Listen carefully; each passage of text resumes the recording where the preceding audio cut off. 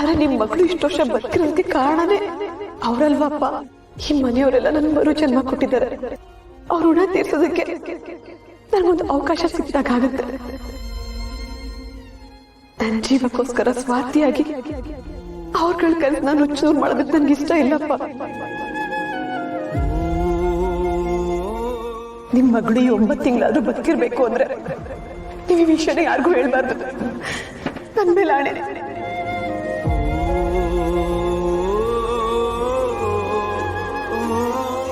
ಏನ್ ಮಾವಯ್ಯ ಆಯ್ತು ತಿಂಡಿ?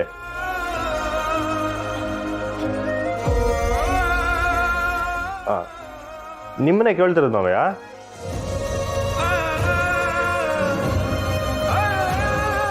ಮಾವಯ್ಯ ಎಲ್ಲಿದ್ದೀರಾ? ಏನಾಯ್ತು ಮಾವಯ್ಯ? ನಾನು ನಿನ್ನೆಯಿಂದ ನೋಡ್ತಾನೆ ಇವನಿ, ನೀವ್ಯಾಕೋ ಒಂಥರ ಇದ್ದೀರಾ?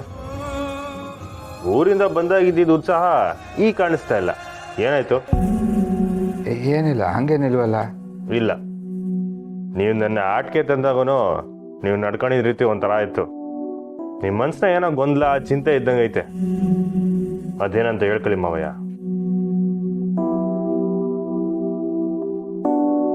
ಇಲ್ಲಿ ನೋಡಿ ಮಾವಯ್ಯ, ಏನೇ ಸಮಸ್ಯೆ ಇದ್ರು ಯಾರು ತಾವನ್ನ ಹೇಳ್ಕೊಂಡ್ರೆ ಪರಿಹಾರ ಸಿಗ್ತದಂತೆ. ನನ್ನ ಮಗ ಅಂತ ನೀವೇ ಹೇಳ್ತಾ ಇರ್ತೀರಾ, ನಾನ್ ತಾವ್ ಹೇಳ್ಕೊಳಕಿಲ್ವೇ? ನನ್ನ ಮಗಳ ಮೇಲೆ ಹಣೆ ಇಟ್ಟಿದ್ರು ಪರವಾಗಿಲ್ಲ, ನಾನು ನಿಜ ಹೇಳ್ಬಿಡ್ತೀನಿ. ನಂಗೆ ನನ್ನ ಮಗಳು ಮುಖ್ಯ. ಅಳಿಯಂದ್ರೆ ನಿಮ್ಗೊಂದು ಪ್ರಶ್ನೆ ಕೇಳ್ತೀನಿ, ಉತ್ತರ ಕೊಡ್ತೀರಾ? ಅದೇನು ಕೇಳಿ ಮಾವಯ್ಯ. ನಾಳೆ ದಿನ ನಿಮಗೆ ಹೆಂಡತಿ ಮುಖ್ಯನೋ ಅಥವಾ ಮಗು ಮುಖ್ಯನೋ ಅಂತ ಕೇಳಿದ್ರೆ ಏನು ಉತ್ತರ ಕೊಡ್ತೀರಾ? ಇದನ್ನ ಇವಾಗ ಕೇಳ್ತಿದ್ದೀರಾ? ನೀವು ಹೇಳಿ. ನಂಗಿಬ್ರು ಮುಖ್ಯನೇ.